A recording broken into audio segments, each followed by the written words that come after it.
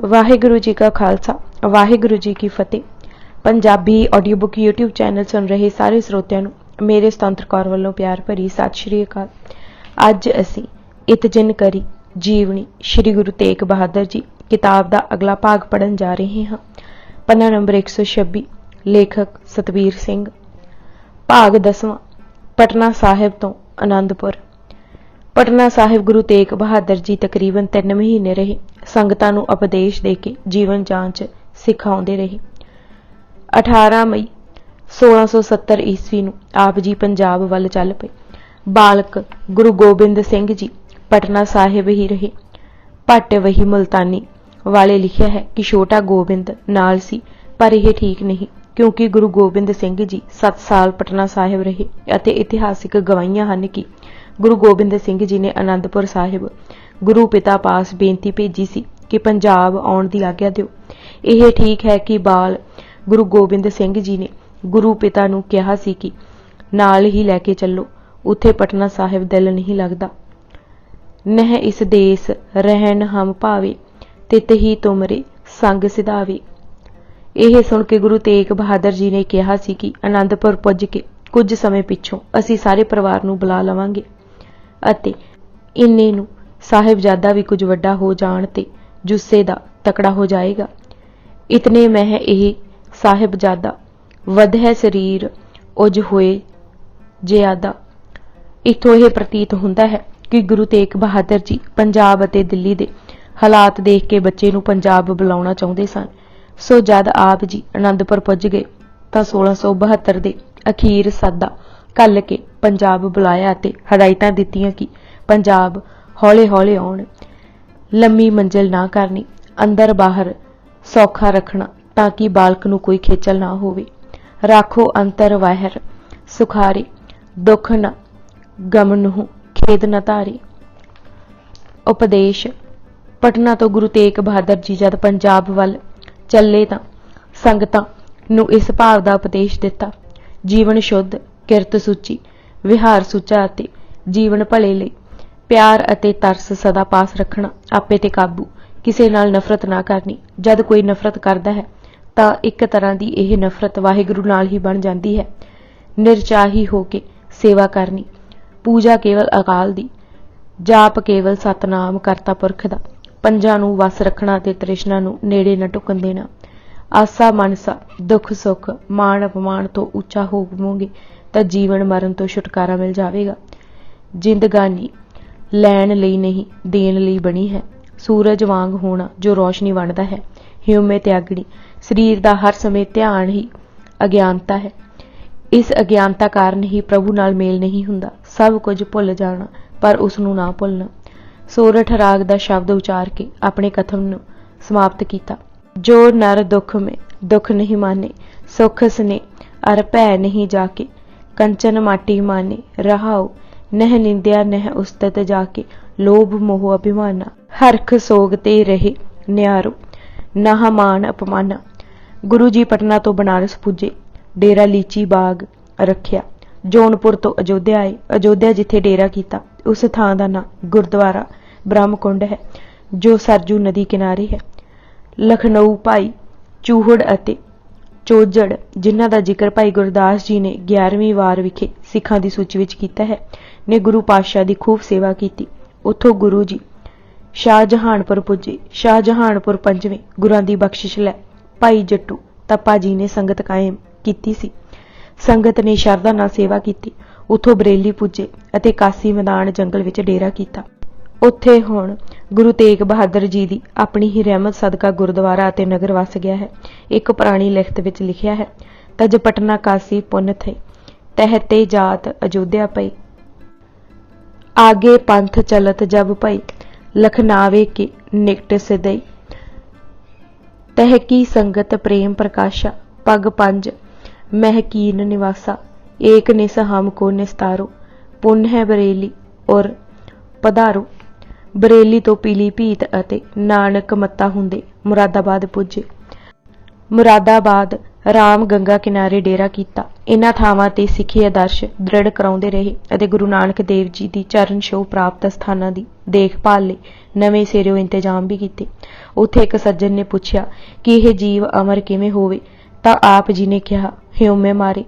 ਉੱਥੋਂ ਹਰਿਦੁਆਰ, ਬੁੜੀਆਂ, ਜਗਾਧਰੀ, ਸੁਡੈਲ, ਸੁਡਲ, ਬਣੀ, ਬਦਰਪੁਰ, ਅੰਬਾਲਾ ਅਤੇ ਲਖਨੌਰ ਸਤੰਬਰ 13, 1670 ਨੂੰ ਪੁੱਜੇ। ਲਖਨੌਰ ਹੀ ਸਨ ਕਿ ਇੱਕ ਜਗਿਆਸੂ ਨੇ ਸਵਾਲ ਕੀਤਾ ਕਿ ਇਹ ਸ਼ੀਸ਼ਾ ਕਿਸ ਤਰ੍ਹਾਂ ਸਾਫ਼ ਕਰੀਏ ਕਿ ਉਸ ਦਾ ਦੀਦਾਰ ਹੋਵੇ, ਤਾਂ ਆਪ ਜੀ ਨੇ ਸੁਖਮਣੀ ਦੀ 9ਵੀਂ ਅਸ਼ਟਪਦੀ ਦੀ ਪਹਿਲੀ ਪੌੜੀ ਪੜ੍ਹ ਸੁਣਾਈ ਕਿ ਜ਼ਬਾਨ ਝੂਠ ਤੋਂ ਬਚੇ, ਮਨ ਉਸ ਦੇ ਦੀਦਾਰ ਵੱਲ, ਨੇਤਰ ਪਰ ਰੂਪ ਤੋਂ ਹਟਣ, ਸਾਧ ਦੀ ਸੇਵਾ, ਕੰਨ ਕਿਸੇ ਦੀ ਨਿੰਦਿਆ ਤੋਂ ਬਚਣ, ਹੰਕਾਰ ਨੇੜੇ ਨਾ ਹੋਵੇ, ਪੰਜਾਂ ਤੇ ਕਾਬੂ ਹੋਵੇ। ਐਸਾ ਪੁਰਸ਼ ਉਸ ਦਾ ਦੀਦਾਰ ਕਰ ਸਕਦਾ ਹੈ। ਲਖਨੌਰ ਵਿਖੇ ਜੋ ਮਾਤਾ ਗੁਜਰੀ ਜੀ ਦਾ ਖੂਹ ਹੈ, ਉਸ ਦੀ ਇਹ ਤਸੀਰ ਹੈ ਕਿ ਕੇਵਲ ਉਸ ਦੇ ਜਲ ਨਾਲ ਹੀ ਦਾਲ ਗਲਦੀ ਹੈ। ਪਿੰਡ ਦੇ ਖੂਹਾਂ ਦੇ ਪਾਣੀ ਵਿੱਚ ਇਹ ਸ਼ਕਤੀ ਨਹੀਂ। ਲਖਨੌਰ ਤੋਂ ਹੀ ਆਪ ਜੀ ਨੇ ਰਾਜਾ ਰਾਮ ਸਿੰਘ ਦੀ ਮਾਂ ਰਾਣੀ ਪੁਸ਼ਪਾ ਦੇਵੀ ਨੂੰ ਸੁਨੇਹਾ ਭੇਜਿਆ ਕਿ ਉਹ ਰਾਣੀ ਨੂੰ ਦਿੱਲੀ ਭਾਈ ਕਲਿਆਣ ਦੀ ਧਰਮਸ਼ਾਲਾ ਮਿਲਣਗੇ। ਲਖਨੌਰ ਤੋਂ ਕਰਨਾਲ ਪਾਣੀਪਤ ਹੁੰਦੇ ਹੋਏ 20 ਸਤੰਬਰ 1670 ਨੂੰ ਦਿੱਲੀ ਪੁੱਜੇ। ਗੁਰੂ ਜੀ ਲਖਨੌਰ ਤੋਂ ਕਰਨਾਲ ਜਾ ਰਹੇ ਸਨ ਕਿ ਇੱਕ ਸੱਜਣ ਨੇ ਰਾਹ ਰੋਕ ਬੇਨਤੀ ਕੀਤੀ ਕਿ ਉਹ ਬਹੁਤ ਦੁਖੀ ਹੈ। ਉਸ ਦੇ ਰਿਸ਼ਤੇਦਾਰ ਨੇ ਜ਼ਮੀਨ ਦੀ ਵੰਡ ਦੇ ਝਗੜੇ ਵਿੱਚ ਉਸ ਦੇ 6 ਸਾਲ ਦੇ ਲੜਕੇ ਨੂੰ ਵੀ ਮਾਰ ਦਿੱਤਾ ਹੈ। ਇਹ ਹਾਦਸਾ ਉਸ ਦੀਆਂ ਅੱਖਾਂ ਸਾਹਮਣੇ ਜਦ ਵੀ ਆਉਂਦਾ ਹੈ, ਮਨ ਤੇ ਭਾਰ ਪੈਂਦਾ ਹੈ ਅਤੇ ਬਦਲੇ ਲਈ ਤੜਪ ਉੱਠਦੀ ਹੈ। ਇੰਨਾ ਕਹਿੰਦੇ ਸਾਰ ਉਹ ਬੇਹੋਸ਼ ਹੋ ਗਿਆ। ਮਹਾਰਾਜ ਜੀ ਘੋੜੇ ਤੋਂ ਉਤਰੇ, ਉਸ ਦੇ ਮੂੰਹ ਵਿੱਚ ਜਲ ਪਾਇਆ ਅਤੇ ਜਦ ਉਸ ਨੂੰ ਹੋਸ਼ ਪਰਤੀ ਤਾਂ ਉਸ ਚਰਨ ਪਕੜ ਲਏ ਅਤੇ ਕਹਿਣ ਲੱਗਾ, ਬਖਸ਼ਿਸ਼ ਕਰੋ। ਗੁਰੂ ਮਹਾਰਾਜ ਨੇ ਪੁੱਛਿਆ, ਤੈਨੂੰ ਹੁਣ ਕੀ ਚਾਹੀਦਾ ਹੈ? ਉਸ ਕਿਹਾ, ਬਦਲਾ, ਖੂਨ ਦੇ ਵੱਟੇ ਖੂਨ। ਫਿਰ ਢਾਹਾਂ ਮਾਰਨ ਰੋਣ ਲੱਗ ਪਿਆ। ਗੁਰੂ ਪਾਤਸ਼ਾਹ ਨੇ ਫਰਮਾਇਆ, ਇਸ ਵਿੱਚ ਕੋਈ ਸ਼ੱਕ ਨਹੀਂ ਕਿ ਤੈਨੂੰ ਬਹੁਤ ਦੁੱਖ ਹੈ, ਪਰ ਜਿਉਂ-ਜਿਉਂ ਬਦਲੇ ਦਾ ਧਿਆਨ ਕਰੇਗਾ ਹੋਰ ਦੁਖੀ ਹੋਵੇਗਾ। ਵਾਹਿਗੁਰੂ ਹੀ ਕੇਵਲ ਜਿੰਦ ਲੈ ਸਕਦਾ ਹੈ। ਜੋ ਉਪਜਿਆ ਹੈ ਉਸ ਨੇ ਬਿਨਸਣਾ ਹੈ। ਇਹ ਸਭ ਬਹਾਨੇ ਹੀ ਹਨ। ਜਿਸ ਨੇ ਜੀਵਨ ਦਿੱਤਾ ਹੈ ਉਸ ਨੇ ਹੀ ਲਿਆ ਹੈ। ਅਸੀਂ ਅਗਿਆਨ ਪੁਣੇ ਵਿੱਚ ਆਪਣਾ ਕਹੀ ਜਾਂਦੇ ਹਾਂ। ਇਹ ਆਪਣਾ ਕਹਿਣ ਕਾਰਨ ਹੀ ਦੁਖੀ ਹੁੰਦੇ ਹਾਂ। ਮਾਲਕ ਹੀ ਮੁਨਸਫ ਹੈ ਅਤੇ ਇਨਸਾਫ ਉਸ ਦੇ ਹੱਥ ਹੈ। ਜਦ ਅਸੀਂ ਉਸ ਦੇ ਕਾਰਜਾਂ ਵਿੱਚ ਦਖਲ ਦੇਣ ਦੀ ਕੋਸ਼ਿਸ਼ ਕਰਦੇ ਹਾਂ, ਮਾੜੇ ਚੰਗੇ ਕਰਮ ਉਪਜਦੇ ਹਨ। ਨਫ਼ਰਤ ਉਸ ਦਾ ਕੁਝ ਨਹੀਂ ਵਿਗਾੜਦੀ ਜਿਸ ਨਾਲ ਕੀਤੀ ਜਾ ਰਹੀ ਹੈ, ਸਗੋਂ ਆਪਣਾ ਹੀ ਅੰਦਰਲਾ ਸਾੜਦੀ ਹੈ। ਸ਼ਾਂਤੀ ਸ਼ੈਤਾਨੀ ਕਰਮ ਹੈ ਅਤੇ ਖਿਮਾ ਖੁਦਾਈ। ਖਿਮਾ ਹੀ ਮਨੁੱਖ ਨਾਲ ਰਿਸ਼ਤਾ ਪਾਉਣ ਦਾ ਰਾਹ ਹੈ ਅਤੇ ਫਿਰ ਵਾਹਿਗੁਰੂ ਤੱਕ ਰਸਾਈ ਲੈਣ ਦਾ। ਗੁਰੂ ਗ੍ਰੰਥ ਸਾਹਿਬ ਦਾ ਫਰਮਾਨ ਹੈ, ਨਿਵਣ ਸੂ ਅੱਖਰ ਖਵਣ ਗੁਣ। ਸਾੜੇ ਤੋਂ ਉਪਜਿਆ ਕ੍ਰੋਧ ਬੁੱਧੀ ਨੂੰ ਹੀ ਵਲੇਟ ਖਲਾਉਂਦਾ ਹੈ। ਕਾਮ ਕ੍ਰੋਧ ਕਾਇਆ ਕੋ ਗਾਲੇ। ਇਹ ਜੋ ਚਲਾ ਗਿਆ ਉਸ ਨੇ ਮੁੜ ਨਹੀਂ ਆਉਣਾ, ਸੋ ਭਾਣਾ ਮੰਨਣਾ ਹੀ ਠੀਕ ਸੁਖ ਦਾ ਰਾਹ ਹੈ। ਇਹ ਬਚਨ ਜਦ ਕਾਤਲ ਤੱਕ ਪੁੱਜੇ, ਉਸ ਪਛਤਾਵਾ ਕੀਤਾ। ਪਹਿਲਾਂ ਉਹ ਭੈ ਵਿੱਚ ਰਹਿੰਦਾ ਸੀ ਕਿ ਮਤਾ ਉਹ ਸਿੱਖ ਉਸ ਨੂੰ ਮਾਰ ਹੀ ਨਾ ਦੇਵੇ। ਨੀਂਦ ਵੀ ਹਰਾਮ ਹੋ ਗਈ। ਇੱਕ ਦਿਨ ਸੁਪਨੇ ਵਿੱਚ ਉਸ ਕਾਤਲ ਨੇ ਕੀ ਡਿੱਠਾ ਕਿ ਉਸ ਦਾ ਲੜਕਾ ਕੋਈ ਝੋਲੀ ਵਿੱਚੋਂ ਖੋਹ ਕੇ ਲੈ ਜਾ ਰਿਹਾ ਹੈ। ਉਸਨੇ ਜਦ ਲੜਕੇ ਦੇ ਚੁੱਕਣ ਵਾਲੇ ਨੂੰ ਪਕੜਨਾ ਚਾਹਿਆ ਤਾਂ ਉਸਦੀ ਜਾਗ ਖੁੱਲ੍ਹ ਗਈ ਅਤੇ ਜ਼ਮੀਨ ਤੇ ਢਹਿ ਪਿਆ। ਉਸਨੇ ਐਸਾ ਮਹਿਸੂਸ ਕੀਤਾ ਕਿ ਉਸ ਦਾ ਆਪਣਾ ਬੱਚਾ ਹੀ ਕਤਲ ਹੋਇਆ ਹੈ। ਉਸਨੇ ਸਿੱਖ ਕੋਲੋਂ ਖਿਮਾ ਮੰਗੀ ਅਤੇ ਪਛਤਾਵਾ ਕੀਤਾ। ਸਿੱਖ ਵਿੱਚੋਂ ਵੀ ਬਦਲੇ ਦੀ ਭਾਵਨਾ ਹਟੀ। ਗੁਰੂ ਮਿਹਰ ਸਦਕਾ ਸਿੱਖ ਦੇ ਘਰ ਵੀ ਲੜਕੇ ਨੇ ਜਨਮ ਲਿਆ। ਦਿੱਲੀ ਵਿਖੇ ਰਾਣੀ ਪੁਸ਼ਪਾ ਦੇਵੀ ਨੂੰ ਸਾਰੇ ਹਾਲਾਤ ਦੱਸੇ ਅਤੇ ਉਸ ਕੋਲੋਂ ਦਿੱਲੀ ਦੇ ਹਾਲਾਤ ਦਾ ਪਤਾ ਲੱਗਾ।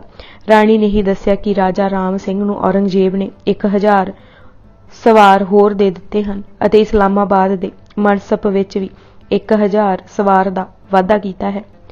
ਗੁਰੂ ਤੇਗ ਬਹਾਦਰ ਜੀ ਦਿੱਲੀ ਹੀ ਸਨ ਕਿ ਉਹਨਾਂ ਨੂੰ ਪਤਾ ਲੱਗਾ ਕਿ ਮਥੁਰਾ ਦੇ ਉਸ ਆਲੀਸ਼ਾਨ ਮੰਦਰ ਨੂੰ ਢਹਿ ਢੇਰੀ ਕੀਤਾ ਗਿਆ ਹੈ, ਜਿਸ ਨੂੰ ਨਰ ਸਿੰਘ ਬੰਦੇਲਾ ਨੇ 33 ਲੱਖ ਰੁਪਏ ਦੀ ਲਾਗਤ ਨਾਲ ਸੰਪੂਰਨ ਕਰਾਇਆ ਸੀ।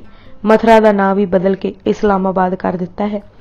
ਗੁਰੂ ਕੀ ਸਾਖੀਆਂ ਵਿੱਚ ਲਿਖਿਆ ਹੈ ਕਿ ਗੁਰੂ ਤੇਗ ਬਹਾਦਰ ਜੀ ਦਿੱਲੀ 2 ਮਹੀਨੇ 13 ਦਿਨ ਰਹੇ ਅਤੇ ਆਪ ਤੇ ਕਰੜਾ ਫੌਜੀ ਪਹਿਰਾ ਰੱਖਿਆ ਗਿਆ। ਪਟਿਆਲਾ ਤੋਂ ਨਵਾਬ ਸੈਫ ਖਾਨ ਵੀ ਦਿੱਲੀ ਹੀ ਮਿਲਣ ਆਇਆ ਅਤੇ ਜਦ ਵਾਪਸ ਗੁਰੂ ਜੀ ਅਨੰਦਪੁਰ ਸਾਹਿਬ ਗਏ ਤਾਂ ਸੈਫ ਖਾਨ ਨਾਲ ਹੀ ਸੀ। ਇੱਥੇ ਇੱਕ ਗੱਲ ਦਾ ਜ਼ਿਕਰ ਕਰਨਾ ਵੀ ਠੀਕ ਰਹੇਗਾ ਕਿ ਗੁਰੂ ਤੇਗ ਬਹਾਦਰ ਜੀ ਨੇ ਪਟਨਾ ਤੋਂ ਪੰਜਾਬ ਵਾਪਸੀ ਦਾ ਛੋਟਾ ਰਸਤਾ ਅਪਣਾਇਆ। ਇੱਕ ਤਾਂ ਉਹ ਛੇਤੀ ਪੰਜਾਬ ਪੁੱਜਣਾ ਚਾਹੁੰਦੇ ਸਨ, ਦੂਜੇ ਬਾਲਕ ਗੁਰੂ ਗੋਬਿੰਦ ਸਿੰਘ ਜੀ ਦੇ ਆਉਣ ਵੇਲੇ कित्थे कित्थे पड़ाਅ कीते जाण। आप जी अपनी अक्खी प्रबंध देखना चाहुंदे सन।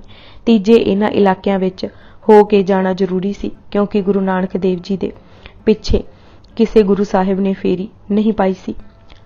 आनंदपुर पुजना।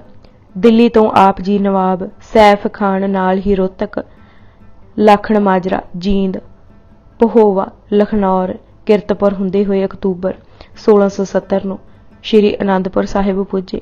किरतपुर आप जी दे वड्डे भरा बाबा सूरजमल जी अते उन्हां दे सपुत्रा गुलाब राय जी अते श्याम दास ने बहुत आदर दिता। आप जी ने दोहां भतीजिਆਂ ਨੂੰ कीमती कपड़े अते गहने दिते अते अपने बच्चों जिन्ना प्यार दिता। गुरुद्वारियां दे दर्शन करके आप जी आनंदपुर पुजे।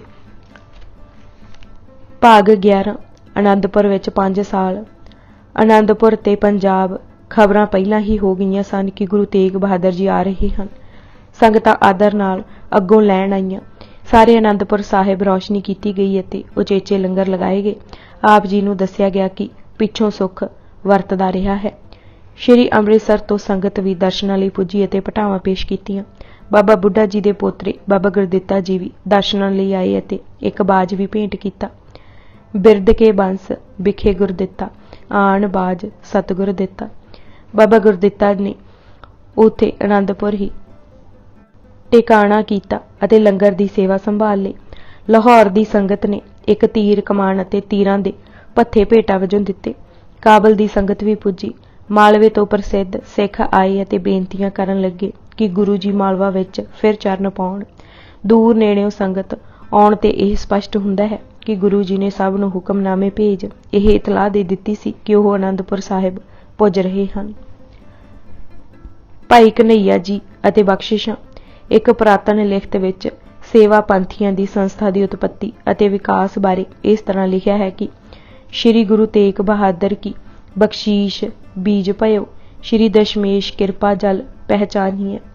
अंकुर कन्हैया लाल, मूल भाई सेवा राम, आल बाल संत भाई अड्डण परमान्य।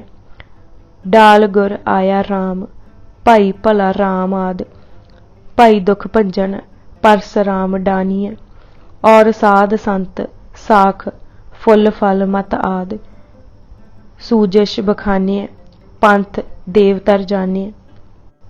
इस कवित तो प्रगट हुंदा है कि यह गुरु तेग बहादुर जी की बख्शिश ही सी, जिस कारण भाई कन्हैया जी नूं समदृष्टि की दात मिली। आनंदपुर अते होर जंगां वेले भाई जी बिना वितकरे हर किसी नूं जल छकाउंदे। सूरज प्रकाश की गवाही है, जिम सिंघण को जाए पियावे, तुम तुरकन को नित तिपतावे। यह समदृष्टि की दात लैण लई भी भाई कन्हैया जी नूं कठिन घालना करनी पई सी। परचियां भाई सेवा राम ने भाई कन्हैया जी दे जन्म बारे लिखिया है कि उन्हां दा जन्म पिंड सटोरे सन 1647 ईस्वी नूं होया सी। 71 साल की आजू विच उन्हां चढ़ाई की। आप जी दे पिता एक वड्डे व्यापारी सन अते मुगल फौजां नूं रसद पानी पहुंचाउण दा विहार करदे सन। भाई कन्हैया जी अजे बाल ही सन तां अपणियां जेबां नूं कौडियां पैसिਆਂ ते रुपइਆਂ नाल भर लैंदे ते लोड़वंदां नूं वंड दिंदे। जद वड्डे होए अते सड़क किनारे खड़े होके बेगारियां दा भार उठा के कई मील अगे कर आउंदे तां कि उन्हां विचारिਆਂ नूं कुछ साह आवे। पिता जी ने गुस्से होना ते माता जी ने समझाउणा कि ऐसा करना सोभदा नहीं, तां आप जी ने ठरमे नाल कहना, मां घरां विच आखिर बौले पुत्तर भी तां हुंदे हन, मैनूं बौला ही समझ छड्ड। पर की जाने मां अते जगत कि यह बौलपुना ही तां महापुरुषां दी निशानी है। दुनिया ने तां सृष्टि दे मालक गुरु नानक देव जी नूं भूतना बैताला दीवाना कुराईया तक आख दिता सी।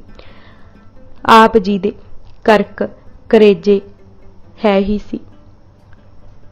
किसे दस पाई कि लाहौर जाओ, उत्थे कोई सूफी संत दा डेरा है। लाहौर पुजे ही सन कि पिता जी अकाल चलाना कर गए। सारे भरा छोटे सन, सो पिता वाला किता शुरू कर दिता, पर उन्हां दा ध्यान तां किधरे होर दौड़दा सी। राज औरंगजेब दा हो चुका सी अते गुरु तख्त ते भी गुरु तेग बहादुर जी बिराज चुके सन। एक वारी गुरु तेग बहादुर जी दे सिख भाई ननुआ कोलों बाणी सुनी तां ऐसी खिच पई कि हर समय भाई साहिब ही कोई जन हर स्यों देवे जोर ही बोलन लग पई। आप जी जंगलां ते बणां विच समां गुजारदे। एक सिख दा फिर मेल होया अते उस कोलों गोबिंद पाउण दी विधि पुछी।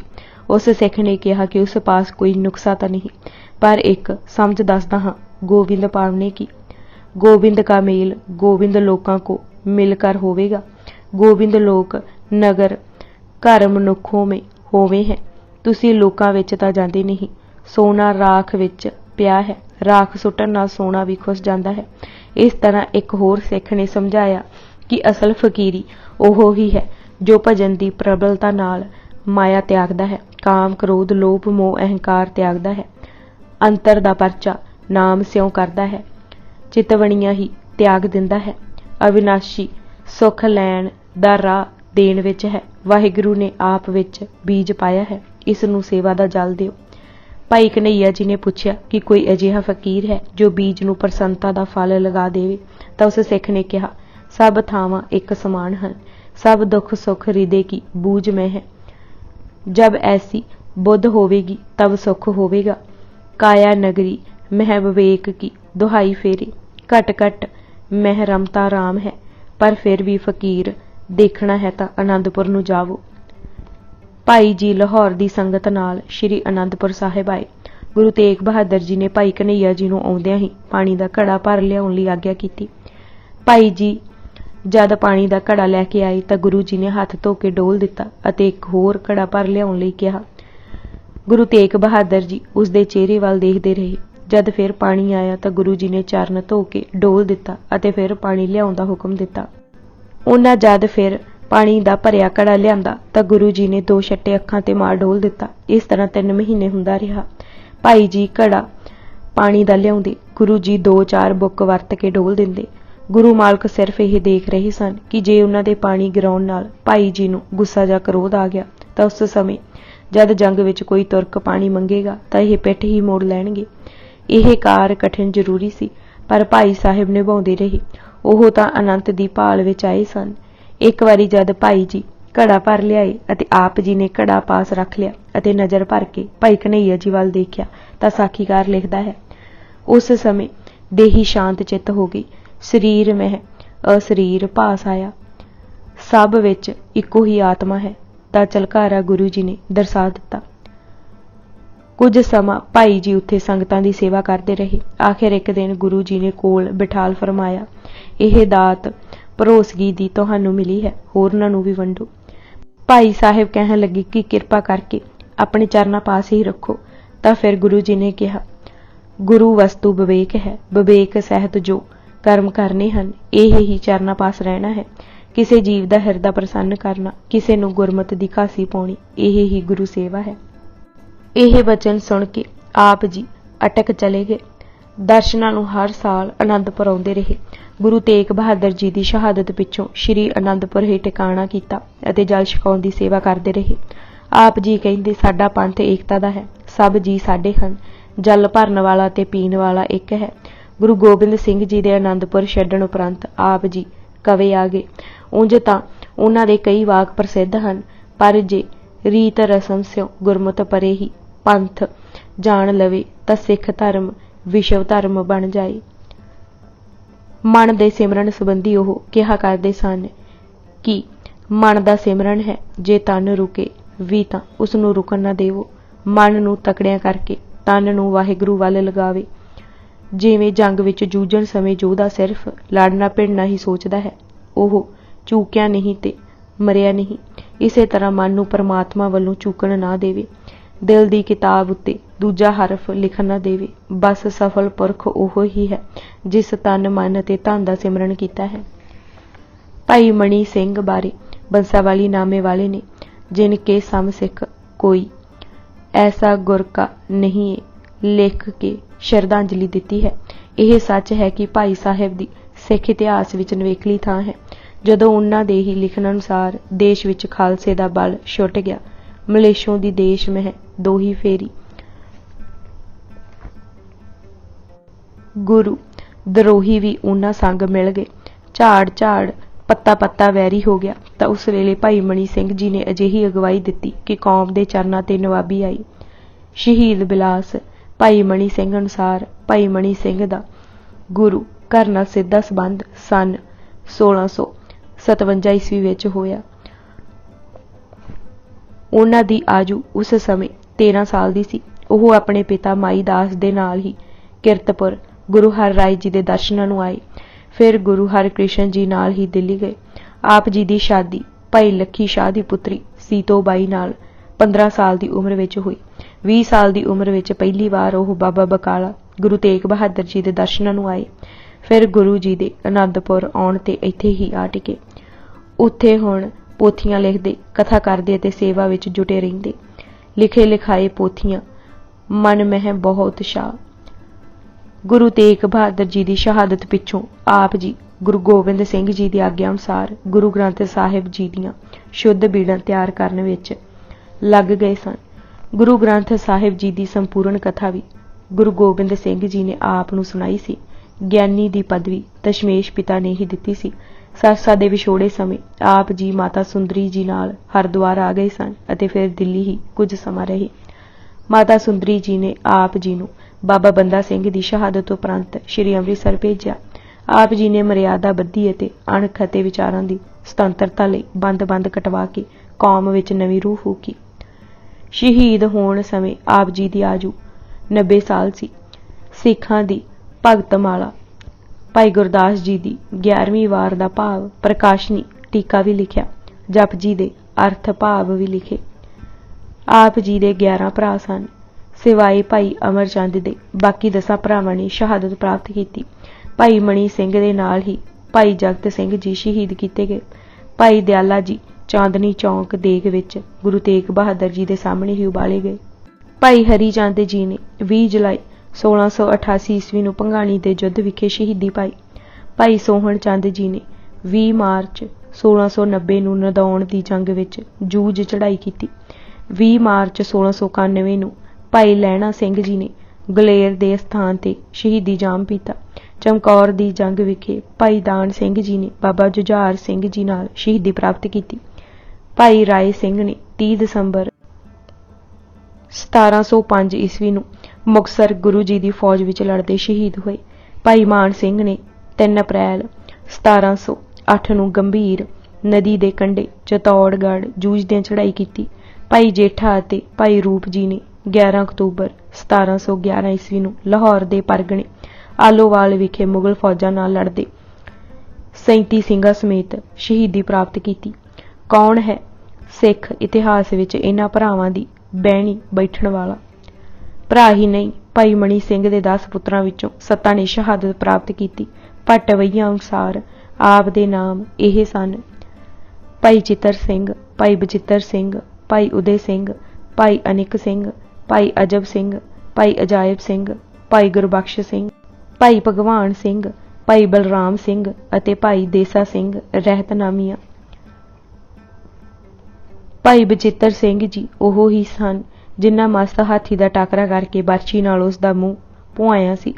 ਭਾਈ ਉਦੇ ਸਿੰਘ ਨੇ ਕੇਸਰੀ ਚੰਦ ਦਾ ਮੂੰਹ ਤੋੜਿਆ ਸੀ। ਭਾਈ ਬਚਿੱਤਰ ਸਿੰਘ ਦੀ ਉਪਮਾ ਵਿੱਚ ਭੱਟ ਦੇਸਾ ਸਿੰਘ ਨੇ ਦੋਹਾ ਰਚਿਆ ਸੀ: ਜਸਵਾਰੀ ਗਾਮ ਕਾ ਮਾਰਿਆ ਕੇਸਰੀ, ਹਾਥੀ ਗੈਲ ਲਰੇ। ਬਚਿੱਤਰ ਸਿੰਘ ਤੇਰੀ ਬਰਛੀ ਰੋਸ਼ਨ, ਤੇਰੀ ਸਾਂਗ ਝਰਮਲ ਕਰੇ। ਭਾਈ ਉਦੇ ਸਿੰਘ ਦਸੰਬਰ 1705 ਨੂੰ ਸ਼ਾਹੀ ਟਿੱਬੀ ਅਤੇ ਭਾਈ ਬਚਿੱਤਰ ਸਿੰਘ ਦਸੰਬਰ 1705 ਨੂੰ ਮਲਕਪੁਰ। ਭਾਈ ਅਨਿਕ ਸਿੰਘ, ਅਜਬ ਸਿੰਘ ਅਤੇ ਅਜਾਇਬ ਸਿੰਘ ਜੀ ਚਮਕੌਰ ਦੀ ਜੰਗ ਵਿੱਚ ਸ਼ਹੀਦੀਆਂ ਪਾ ਗਏ। ਭਾਈ ਚਿੱਤਰ ਸਿੰਘ ਅਤੇ ਭਾਈ ਗੁਰਬਖਸ਼ ਸਿੰਘ ਜੀ ਨੇ ਵੀ ਜੰਗਾਂ ਵਿੱਚ ਸ਼ਹੀਦੀਆਂ ਪਾਈਆਂ।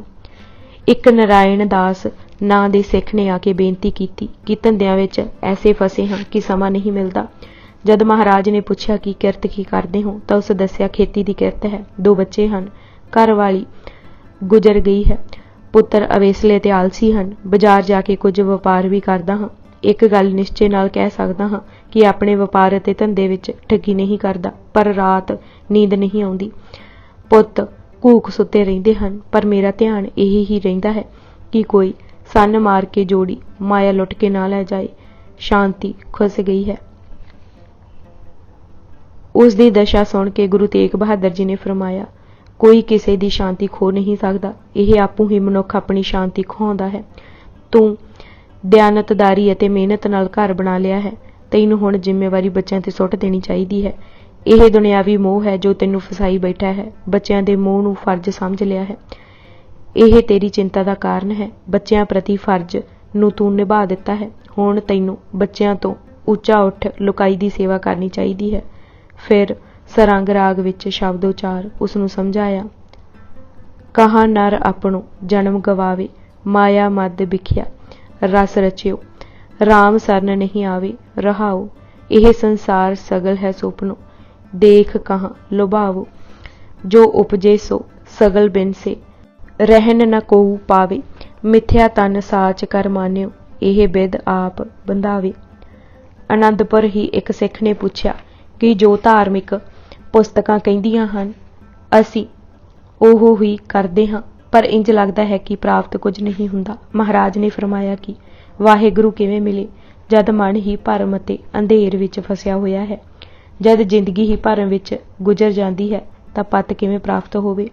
ਦਿਨ ਰਾਤ ਵਿਖਿਆ ਵਿੱਚ ਪੈ ਕੇ ਸਗੋਂ ਹੋਰ ਦੁਖੀ ਹੁੰਦਾ ਹੈ। ਸੰਸਾਰੀ ਝਮੇਲੇ ਨੇ ਸਾਰਾ ਧਿਆਨ ਹੀ ਖਿੱਚਿਆ ਹੋਇਆ ਹੈ। ਉਸ ਨੂੰ ਪਾਉਣ ਦਾ ਰਾਹ ਭਰਮ ਦੂਰ ਕਰਨਾ, ਪੂਜਾ ਤੋਂ ਉਤਾਂਹ ਸਿਮਰਨ ਵਿੱਚ ਜੁੜਨਾ ਅਤੇ ਉਸ ਦੀ ਸ਼ਰਨ ਲੈਣੀ ਹੈ। ਸਾਡੇ ਜੀਵਾਂ ਦੀ ਤਾਂ ਇਹ ਗੱਲ ਬਣੀ ਹੋਈ ਹੈ।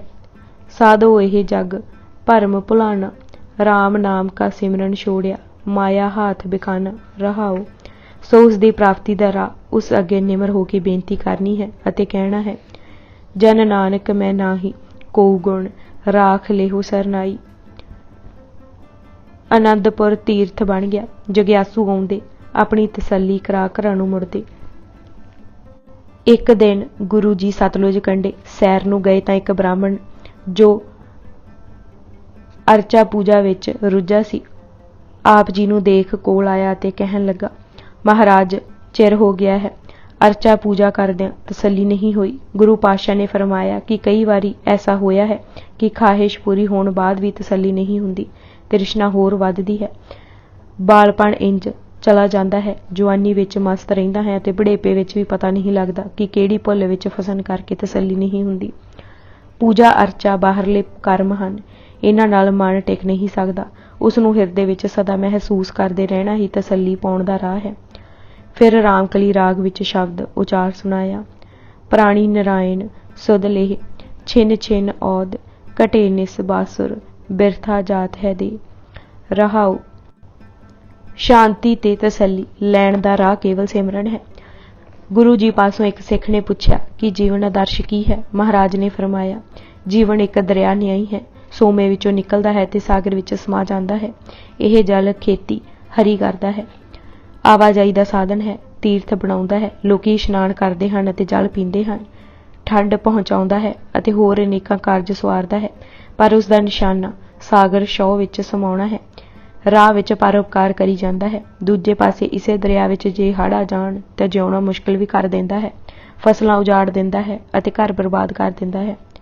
ਜੀਵਨ ਦਾ ਆਦਰਸ਼ ਵੀ ਵਾਹਿਗੁਰੂ ਸਾਗਰ ਨਾਲ ਇਕਮਿਕ ਹੋਣਾ ਹੈ।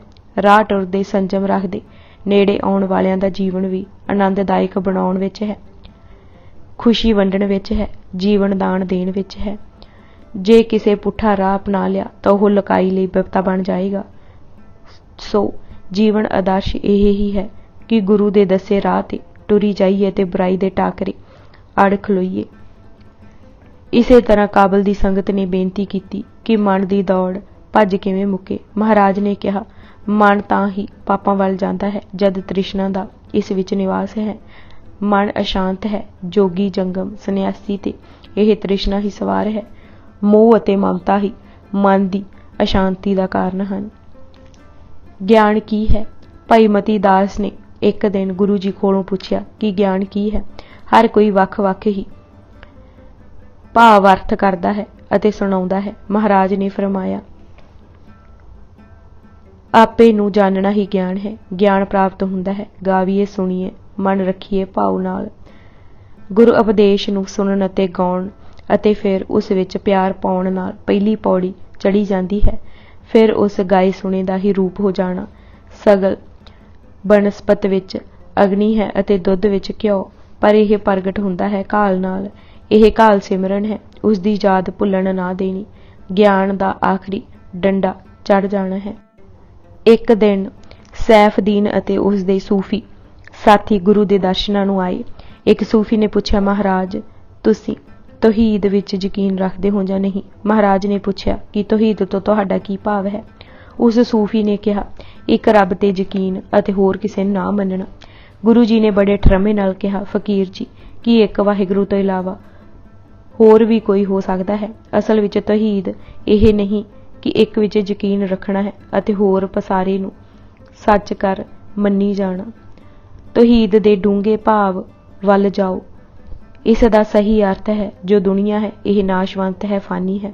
ਉਸ ਬਾਰੇ ਇਹ ਯਕੀਨ ਬੱਝ ਜਾਏ ਕਿ ਇਹ ਨਹੀਂ ਰਹਿਣੀ, ਉਸ ਨੂੰ ਤੌਹੀਦ ਪ੍ਰਸਤ ਕਹਿਣਾ ਬਣਦਾ ਹੈ। ਜੋ ਇਹ ਜਾਣ ਲਵੇ ਕਿ ਖੁਦਾ ਬਾਝੋਂ ਕੂੜੋ ਕੂੜ ਹੈ, ਵੇਖ ਕੇ ਅੰਡਿਠ ਕਰਨਾ ਇਸ ਦੀ ਨਿਸ਼ਾਨੀ ਹੈ, ਫਿਰ ਉਹ ਤਾਂ ਤੌਹੀਦ ਪ੍ਰਸਤ ਹੋ ਹੀ ਨਹੀਂ ਸਕਦਾ ਜੋ ਸਰੀਰ ਨਾਲ ਹਿਤ ਕਰਦਾ ਹੈ।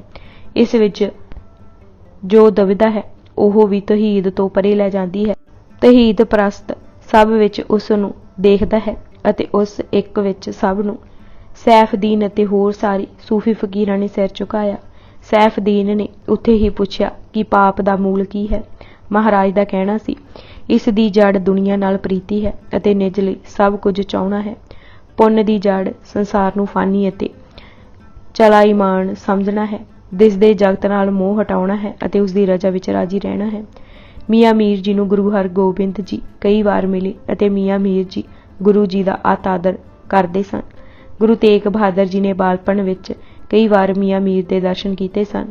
ਉਹਨਾਂ ਦਾ ਵੱਡਾ ਚੇਲਾ ਮੀਆਂ ਸ਼ਾਹ ਗੁਰੂ ਜੀ ਦੇ ਦਰਸ਼ਨਾਂ ਨੂੰ ਅਨੰਦਪੁਰ ਆਇਆ ਅਤੇ ਮਨ ਦੀ ਦਸ਼ਾ ਪ੍ਰਗਟ ਕਰਕੇ ਕਹਿਣ ਲੱਗਾ ਕਿ ਪਛਤਾਵਾ ਵੀ ਕਰਦਾ ਹਾਂ, ਪਰ ਪਾਪਾਂ ਦੀ ਸਜ਼ਾ ਤੋਂ ਡਰ ਜਾਂਦਾ ਹਾਂ। ਮਹਾਰਾਜ ਨੇ ਫਰਮਾਇਆ, ਇਹ ਖਿਆਲ ਕਿ ਖੁਦਾ ਸਜ਼ਾ ਦੇਸੀ ਮੂਲ ਤੋਂ ਖੁੰਝਣਾ ਹੈ। ਇੱਕ ਵਾਰ ਸੱਚੇ ਦਿਲੋਂ ਤੌਬਾ ਕੀਤੀ ਹੋਵੇ ਤਾਂ ਪਾਪਾਂ ਦੀ ਸਜ਼ਾ ਦਾ ਡਰ ਰਹਿੰਦਾ ਹੀ ਨਹੀਂ।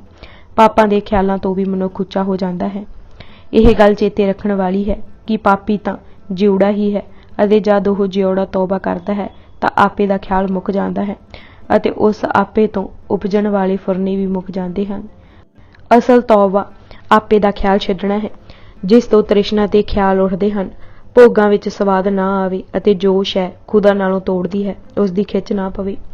ਜਦ ਮੀਆਂ ਸ਼ਾਹ ਨੇ ਦੁੱਖਾਂ ਦਾ ਕਾਰਨ ਪੁੱਛਿਆ ਤਾਂ ਆਪ ਜੀ ਨੇ ਫਰਮਾਇਆ, ਦੁਨੀਆ ਦੀ ਖਾਹਿਸ਼ ਹੀ ਦੁੱਖ ਪੈਦਾ ਕਰਦੀ ਹੈ, ਫਿਰ ਜੋ ਪਾਸ ਹੈ ਉਸ ਦੇ ਖੁੱਸ ਜਾਣ ਦਾ ਡਰ ਵੀ ਦੁੱਖ ਉਪਜਾਉਂਦਾ ਹੈ। ਖਾਹਿਸ਼ਾਂ ਤੋਂ ਉਤਾਂਹ ਹੋਣਾ ਹੀ ਸੁੱਖ ਦਾ ਰਾਹ ਹੈ।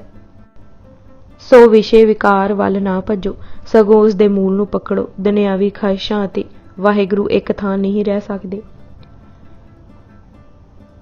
ਮੀਰਾਂ ਸ਼ਾਹ ਨੇ ਇਹ ਵੀ ਪੁੱਛਿਆ ਕਿ ਮਜ਼ਹਬ ਕੀ ਹੈ। ਮਹਾਰਾਜ ਦਾ ਫਰਮਾਨ ਸੀ, ਜੋ ਰਾਹ ਖੁਦਾ ਵੱਲ ਲੈ ਜਾਏ ਉਹ ਹੀ ਅਸਲ ਮਜ਼ਹਬ ਹੈ। ਸ਼ਰਾਹ ਕਿਹੜੀ ਉੱਤਮ ਹੈ? ਜਦ ਉਸ ਪੁੱਛਿਆ ਤਾਂ ਆਪ ਜੀ ਦਾ ਉੱਤਰ ਸੀ, ਜੋ ਬਦੀਆਂ ਤੋਂ ਹੋੜੇ। ਇਹ ਖੁਦੀ ਜੋ ਸਭ ਬੁਰਾਈਆਂ ਦੀ ਜੜ ਹੈ, ਮੁੱਕੇ ਕਿਵੇਂ? ਮੀਰਾਂ ਸ਼ਾਹ ਦਾ ਅਗਲਾ ਪ੍ਰਸ਼ਨ ਸੀ, ਪ੍ਰੇਮ ਦੀ ਭੱਠੀ ਵਿੱਚ ਪਾਇਆ ਇਹ ਹਿਉਂ ਨਹੀਂ ਰਹਿੰਦੀ। 9ਵੇਂ ਪਾਤਸ਼ਾਹ ਦਾ ਜਵਾਬ ਸੀ। ਇੱਕ ਕੋਲ ਬੈਠੇ ਦੂਜੇ ਫਕੀਰ ਨੇ ਜੂਹਦ ਅਤੇ ਫਕਰ ਦਾ ਭਾਵ ਪੁੱਛਿਆ।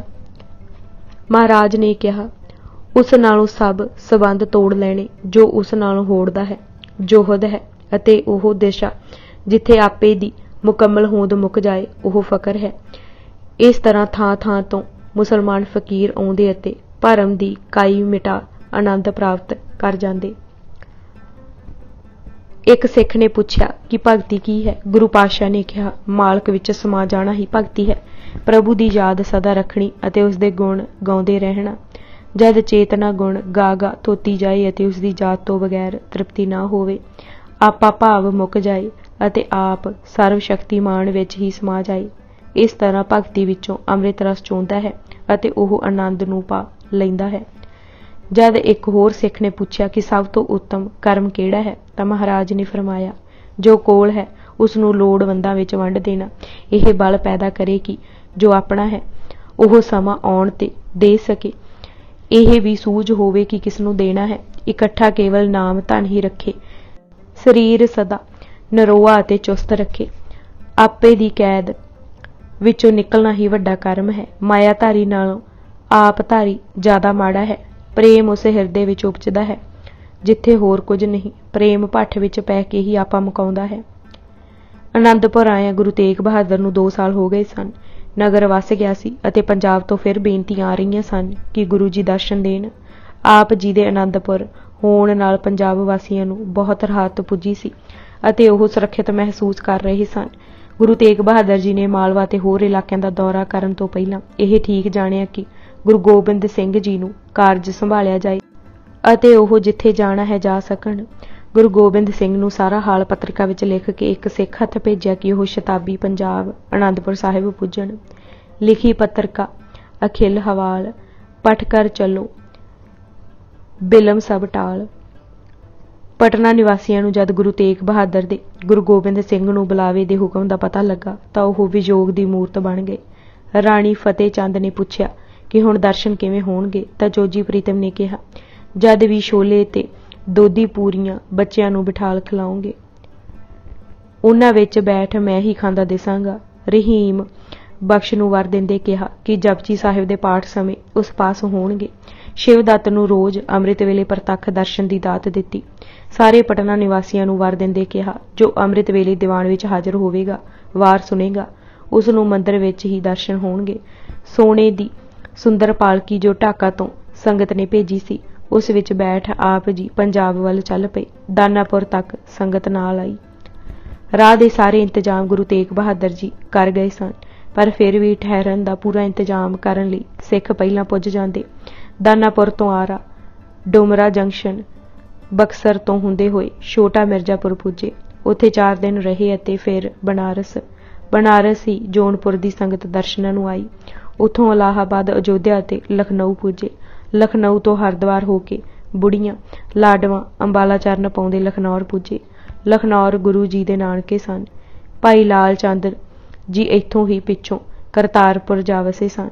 ਲਖਨੌਰ ਹੀ ਡਸਕਾ ਦੇ ਪੀਰ ਭੀਖਣ ਸ਼ਾਹ ਫਿਰ ਦਰਸ਼ਨਾਂ ਨੂੰ ਆਏ ਅਤੇ ਆਰਿਫ ਖਾਨ ਨੇ ਦਰਸ਼ਨ ਕਰਕੇ ਕਿਹਾ ਸੀ, ਅੱਜ ਰੱਬੀ ਇਲਮ ਦੇ ਖਜ਼ਾਨੇ ਦੀ ਕੁੰਜੀ ਇਸ ਬਾਲਕ ਦੇ ਹੱਥ ਹੈ। ਲਖਨੌਰ ਤੋਂ ਰੋਪੜ 1673 ਈਸਵੀ ਦੇ ਆਰੰਭ ਵਿੱਚ ਪੁੱਜੇ। ਉੱਥੋਂ ਹੀ ਉਹ ਮੂਸਾ ਰੋਪੜੀ, ਜਿਸ ਨੂੰ ਮੌਲਾ ਸ਼ਾਹ ਵੀ ਕਹਿੰਦੇ ਹਨ, ਦਰਸ਼ਨਾਂ ਨੂੰ ਆਇਆ। ਉਸ ਜਦ ਚਰਨਬੋਸੀ ਕੀਤੀ ਤਾਂ ਆਪ ਜੀ ਨੇ ਕਿਹਾ, ਸੁਰਤ ਸਾਈਂ ਵਿੱਚ ਸੀਤੀ ਜਾਏ ਤਾਂ ਭਰੀ, ਜੇ ਨਾ ਪਰੋਤੀ ਹੋਵੇ ਤਾਂ ਖਾਲੀ।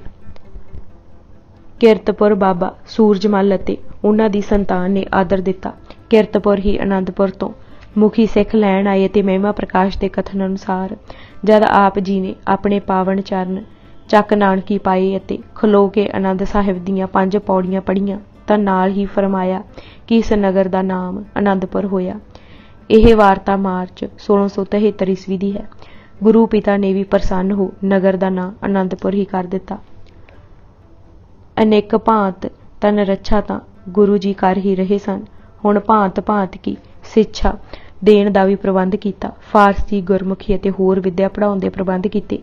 ਭੱਟ ਵਹੀ, ਤਲਾਉਂਡਾ ਅਤੇ ਗੁਰੂ ਜੀ ਦੀਆਂ ਸਾਖੀਆਂ ਅਨੁਸਾਰ ਘੋੜੇ ਦੀ ਸਵਾਰੀ ਅਤੇ ਸ਼ਸਤਰ ਵਿੱਦਿਆ ਸਿਖਾਉਣ ਦੀ ਜ਼ਿੰਮੇਵਾਰੀ ਭਾਈ ਬੱਜਰ ਸਿੰਘ ਸ਼ਾਹਦਰਾ ਪਰਗਣਾ ਵਜ਼ੀਰਾਬਾਦ ਦੇ ਜਿੰਮੇ ਲਗਾਈ ਗਈ।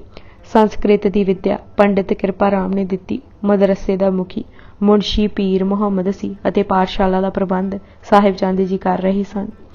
ਹਰਜਸ ਰਾਏ ਨੇ ਗੁਰਮੁਖੀ ਅੱਖਰ ਸਿਖਾਏ। ਸਭ ਪ੍ਰਬੰਧ ਕਰਕੇ ਗੁਰੂ ਤੇਗ ਬਹਾਦਰ ਜੀ ਨੇ ਅਕਤੂਬਰ 1673 ਈਸਵੀ ਨੂੰ ਫਿਰ ਮਾਲਵੇ ਦਾ ਦੌਰਾ ਕਰਨ ਦਾ ਪੱਕਾ ਨਿਸ਼ਚਾ ਕੀਤਾ। ਮਾਲਵਾ ਦੇ ਦੌਰੇ ਤੇ ਆਪ ਜੀ ਦਾ ਕਾਫੀ ਸਮਾਂ ਲੱਗਣ ਦੀ ਸੰਭਾਵਨਾ ਸੀ। ਇਸ ਲਈ ਆਪ ਜੀ ਨੇ ਠੀਕ ਸਮਝਿਆ ਕਿ ਆਪਣੇ ਭੈਣਜਿਆਂ ਭਾਈ ਸੱਗੋ ਸ਼ਾਹ, ਭਾਈ ਜੀਤ ਮੱਲ, ਭਾਈ ਗੰਗਾ ਰਾਮ, ਭਾਈ ਮਾਹਰੀ ਚੰਦ ਅਤੇ ਭਾਈ ਗੁਲਾਬ ਚੰਦ ਜੀ, ਜੋ ਯੋਧੇ ਪ੍ਰਸਿੱਧ ਸਨ, ਨੂੰ ਸ਼੍ਰੀ ਅਨੰਦਪੁਰ ਲੈ ਆਂਦਾ ਜਾਏ। ਇੱਕ ਗੁਰੂ ਗੋਬਿੰਦ ਸਿੰਘ ਜੀ ਦੀ ਸ਼ਸਤਰ ਵਿੱਦਿਆ ਦਾ ਪ੍ਰਬੰਧ ਹੋ ਜਾਏਗਾ, ਦੂਜੇ ਅਨੰਦਪੁਰ ਦੀ ਰਾਖੀ ਹੁੰਦੀ ਰਹੇਗੀ। ਆਪ ਜੀ ਭੈਣ ਨੂੰ ਉਸਦੇ ਪਿੰਡ ਮੱਲਾ ਮਿਲਣ ਲਈ ਗਏ। ਉੱਥੋਂ ਮਾਤਾ ਨਾਨਕੀ ਨੂੰ ਵੀ ਮਿਲਣ ਬਾਬਾ ਬਕਾਲੇ ਗਏ ਅਤੇ ਛੇਤੀ ਹੀ ਵਾਪਸ ਆ ਗਏ, ਕਿਉਂਕਿ ਮਾਲਵਾ ਦੇ ਦੌਰੇ ਤੇ ਜਾਣਾ ਸੀ। ਸੰਨ 1673 ਨੂੰ ਅਕਤੂਬਰ ਦੇ ਮਹੀਨੇ ਆਪ ਜੀ ਫਿਰ ਮਾਲਵਾ ਦੇ ਇਲਾਕੇ ਵਿੱਚ ਪ੍ਰਚਾਰ ਦੌਰੇ ਲਈ ਅਨੰਦਪੁਰ ਤੋਂ ਟੁਰੇ। ਇੰਜ ਪ੍ਰਤੀਤ ਹੁੰਦਾ ਹੈ ਕਿ ਮਾਲਵੇ ਵਿੱਚ ਵੀ ਬਾਕੀ ਹਿੰਦੁਸਤਾਨ ਵਾਂਗ ਔਰੰਗਜ਼ੇਬ ਦੀ ਤੁਅੱਸਬੀ ਨੀਤੀ ਕਾਰਨ ਹਲਚਲ ਮਚ ਰਹੀ ਸੀ। ਇੱਕ ਤਾਂ ਇਹ ਇਲਾਕਾ ਵੀ ਸਰਵਰ ਦਾ ਪੁਜਾਰੀ ਸੀ ਅਤੇ ਮਹਾਰਾਜ ਦੇ 2 ਵਾਰੀ ਪਹਿਲਾਂ 1673 ਅਤੇ 1665 ਈਸਵੀ ਵਿੱਚ ਚਰਨ ਪਾਉਣ ਕਾਰਨ ਠੱਲ ਪਈ ਸੀ। ਹੁਣ ਹੱਲਾ ਕਿਉਂਕਿ 2 ਪਾਸਿਆਂ ਤੋਂ ਸੀ, ਇਸ ਲਈ ਜਾਣਾ ਜ਼ਰੂਰੀ ਸੀ। ਮਾਲਵਾ ਦੇਸ਼ ਰਟਨ ਦੀ ਸਾਖੀ ਅਨੁਸਾਰ ਆਪ ਜੀ ਨੇ ਮਾਲਵਾ ਦੇ ਪ੍ਰਸਿੱਧ ਨਗਰਾਂ ਵਿੱਚ ਪੁੱਜ ਕੇ ਲੋਕਾਂ ਵਿੱਚ ਸਾਹਸ ਭਰਿਆ ਅਤੇ ਭਰਮਾਂ ਵਹਿਮਾਂ ਤੋਂ ਉਤਾਂਹ ਉਠਾ ਕੇ ਨਿਰਭੈਤਾ ਭਰੀ। ਇਹਨਾਂ ਇਲਾਕਿਆਂ ਦੇ ਲੋਕੀ ਭੋਲੇ ਭਾਲੇ, ਸ਼ਰਧਾਲੂ ਅਤੇ ਜੁਰਤ ਵਾਲੇ ਤਾਂ ਹੈ ਹੀ ਸਨ। ਗੁਰੂ ਉਪਦੇਸ਼ਾਂ ਸਦਕਾ ਉਹਨਾਂ ਦੇ ਨਗਰ ਸੰਵਾਰੇ, ਸੰਗਤਾਂ ਬਣੀਆਂ ਅਤੇ ਪੰਚਾਇਤਾਂ ਨੇ ਨਿੱਕੇ ਮੋਟੇ ਝਗੜੇ ਆਪਸ ਵਿੱਚ ਨਿਪਟਾਉਣ ਦੇ ਪ੍ਰਣ ਕੀਤੇ। ਇਸ ਪ੍ਰਚਾਰ ਫੇਰੀ ਵਿੱਚ ਗੁਰੂ ਤੇਗ ਬਹਾਦਰ ਜੀ ਨੇ ਮਾਲਵੇ ਅਤੇ ਬੰਗੜਦੇਸ਼ ਦੇ ਕਈ ਨਗਰਾਂ ਨੂੰ ਜੀਦਾਨ ਦਿੱਤਾ। ਕੁਝ ਕੁ ਨਾਂ ਮਾਲਵਾ ਦੇਸ਼ ਰਟਨ ਦੀ ਸਾਖੀ ਨੇ ਇਸ ਪ੍ਰਕਾਰ ਦਿੱਤੇ ਹਨ। ਰਾਜਪੁਰਾ ਨਾਲ ਲੱਗਦੇ ਧਰਮਗੜ੍ਹ, ਉਗਾਨੀ, ਮੰਡਵਾਲ, ਅਲੀ ਮਾਜਰਾ, ਪਿਲਖਣੀ, ਸਿੰਬੜੋ ਅਤੇ ਪਟਿਆਲਾ ਸਰਹੰਦ ਸੜਕ ਤੇ ਗੁਰੂਸਰ, ਥਾਰਾ ਸਾਹਿਬ, ਭਾਗੀ ਭੰਡਾਰ, ਨਿਉਲੱਖਾ, ਤਿਹਾਲਪੁਰਾ, ਆਨੰਦਪੁਰ, ਦਮਦਮਾ ਸਾਹਿਬ, ਬਹਾਦਰਗੜ੍ਹ ਸੁਨਾਮ, ਮਾਨਸਾ ਲਾਗੇ ਤਾਲ ਘਨੌਰ, ਸਤੌਲ ਘੁਰਨਾ, ਰਕਾਬਸਰ, ਡੱਲੇਵਾਲ, ਭੁਪਾਲ, ਅਲੀ ਸ਼ੇਰ ਖਾਨ, ਜੋਗਾ, ਭਿੱਖੀ, ਸਮਾਊ, ਸੰਗੜਹੇਰੀ, ਬਰਾ, ਹਿਰੇਵਾਲ, ਗੁਸੀਦਪੁਰਾ, ਬਚਵਾਣਾ, ਸੰਗਰੂਰ ਅਤੇ ਬਰਨਾਲੇ ਲਾਗੇ ਭਵਾਨੀਗੜ੍ਹ, ਫੱਗੂਵਾਲ, ਕਮਾਲਪੁਰ, ਅਕੋਈ, ਜੀਂਦਬਾਣ, ਹੰਡਿਆਈ, ਫਰਵਾਹੀ, ਸੇਖਾ, ਸਰਦੂਲਗੜ੍ਹ, ਰਾਜਗੜ੍ਹ, ਕੁੱਬਾ, ਕਟੂ ਧੂਰੀ ਤੇ ਬਠਿੰਡਾ ਨੇੜੇ, ਬੰਬਦ, ਤਪਾ ਮੰਡੀ, ਲੇਹਲ ਕਲਾਂ, ਗਾਗਾ, ਗੋਬਿੰਦਪੁਰਾ, ਪਾਤੜਾਂ, ਕਿਰੋੜ ਭੁੱਲਰਾਂ, ਮੰਦਮੀ, ਮੱਲੇਵਾਲ, ਰਾਲਾ, ਬਘੇਲ ਚਤਰ ਸਿੰਘ, ਕੋਟ ਧਰਮ, ਗੜੀ ਨਜੀਰ, ਤਮਧਾਨ, ਜੀਂਦ, ਥਾਣੇਸਰ, ਪਹੋਵਾ, ਕੁਰੂਕਸ਼ੇਤਰ, ਖਾਨਪੁਰਾ, ਕਰਹਾ ਸਾਹਿਬ, ਲੰਗਰ ਛੰਨੀ, ਬਣੀ ਬਦਰਪੁਰ, ਮੁਨੀਅਰਪੁਰ, ਡਿਉੜੀ ਸਾਹਿਬ, ਬਾਰਨਾ, ਜੜਾਨਾ, ਗੌਰਗੜ੍ਹ, ਝੀਵਰਹੇੜੀ, ਮਾਰਵਾ, ਸੂੰਡਲ, ਸੁਡੈਲ, ਰਟੌਲੀ। ਇੱਕ ਅੰਦਾਜ਼ੇ ਅਨੁਸਾਰ ਇਸ ਫੇਰੀ ਤੇ ਆਪ ਜੀ ਦਾ 1 ਵਰ੍ਹਾ ਲੱਗਾ ਅਤੇ ਨਵੰਬਰ 1674 ਨੂੰ ਵਾਪਸ ਮੁੜੇ। ਗੁਰੂ ਤੇਗ ਬਹਾਦਰ ਜੀ ਮਾਲਵਾ ਵਿੱਚ ਹੀ ਵਿਚਰ ਰਹੇ ਸਨ ਕਿ ਆਪ ਜੀ ਨੂੰ ਖਬਰ ਪੁੱਜੀ ਕਿ ਔਰੰਗਜ਼ੇਬ ਪੰਜਾਬੋਂ ਲੰਘ ਕੇ ਸਰਹੱਦੀ ਸੂਬੇ ਖਟਕਾਂ ਅਤੇ ਅਫਰੀਦੀਆਂ ਦੀਆਂ ਬਗਾਵਤਾਂ ਦਬਾਉਣ ਆਪ ਗਿਆ ਹੈ। ਦਿੱਲੀ ਤੋਂ ਔਰੰਗਜ਼ੇਬ ਮੁਆਸਰੇ ਆਲਮਗੀਰੀ ਦੇ ਲਿਖੇ ਅਨੁਸਾਰ 7 ਅਪ੍ਰੈਲ 1674 ਈਸਵੀ ਨੂੰ ਚੱਲਿਆ ਸੀ। ਉਸ ਨੇ ਆਪਣਾ ਡੇਰਾ ਹਸਨ ਅਬਦਾਲ ਭਾਵ ਪੰਜਾ ਸਾਹਿਬ ਰੱਖਿਆ। ਖਟਕਾਂ ਦੇ ਜਰਨੈਲ ਖੁਸ਼ਹਾਲ ਖਾਨ ਨੇ ਬਹੁਤ ਹੀ ਕਰੜੇ ਸ਼ਬਦਾਂ ਵਿੱਚ ਔਰੰਗਜ਼ੇਬ ਨੂੰ ਕੈਦ ਵਿੱਚੋਂ ਹੀ ਲਿਖਿਆ ਸੀ ਕਿ ਮੈਂ ਜਾਣਦਾ ਹਾਂ ਤੇਰੇ ਇਨਸਾਫ ਤੇ ਨਿਆਂ ਨੂੰ। ਨਮਾਜ਼ਾਂ ਤੇ ਰੋਜ਼ੇ ਢੋਂਗ ਹਨ, ਨੀਅਤ ਸਾਫ਼ ਨਹੀਂ, ਫਰੇਬ ਹੀ ਫਰੇਬ ਹੈ। ਤੇਰਾ ਮੁਖ ਹੋਰ ਹੈ ਅਤੇ ਮਨ ਹੋਰ। ਅੱਜ ਸਾਡੇ ਹੱਥ ਤੇਰੇ ਤੱਕ ਨਹੀਂ ਪੁੱਜ ਸਕਦੇ, ਪਰ ਖੁਦਾ ਦੀ ਬੇਆਵਾਜ਼ ਲਾਠੀ ਕਿਸੇ ਦਾ ਲਿਹਾਜ਼ ਨਹੀਂ ਕਰਦੀ ਅਤੇ ਤੇਰਾ ਵੀ ਨਹੀਂ ਕਰੇਗੀ। ਗੁਰੂ ਤੇਗ ਬਹਾਦਰ ਜੀ ਜਦ ਦੌਰੇ ਤੋਂ ਵਾਪਸ ਅਨੰਦਪੁਰ ਆਏ ਤਾਂ ਦੇਸ਼ ਦੀ ਦਸ਼ਾ ਦੇਖ ਅਤੇ ਸੁਣ ਕੇ ਇਸ ਸੋਚ ਵਿੱਚ ਰਹਿੰਦੇ ਸਨ ਕਿ ਇਸ ਸੰਕਟ ਦਾ ਇਲਾਜ ਕਰਨਾ ਜ਼ਰੂਰੀ ਹੈ। ਜੇ ਨਾ ਕੀਤਾ ਗਿਆ ਤਾਂ ਸਭ ਕੀਮਤਾਂ ਰੁਲ ਜਾਣਗੀਆਂ। ਸੇਵਾ ਰਾਮ ਪਰਚੀਆਂ ਵਾਲੇ ਦਾ ਕਹਿਣਾ ਹੈ ਕਿ ਗੁਰੂ ਜੀ ਕਈ ਵਾਰ ਦੇਸ਼ ਦੀ ਦੀਨ ਦਸ਼ਾ ਸੁਣ ਕੇ ਐਸੇ ਬਚਨ ਉਚਾਰਿਆ ਕਰਦੇ ਸਨ कि मेरा प्रयोजन शीस साथ किछ नहीं, मन हमारा किसी अवर संकल्प में खेलता है। ओह संकल्प शहादत देना ही सी। एक वारी तां साफ बचन भी कीता सी कि बिन सिर दिए जगत दुखी पाई। अज असीं इत जिन करी जीवनी श्री गुरु तेग बहादुर जी किताब दे 144 पन्ने पढ़ चुके हाँ। बाकी दी किताब असीं अगले भाग विच पढ़ांगे। वाहिगुरू जी का खालसा, वाहिगुरू जी की फतेह।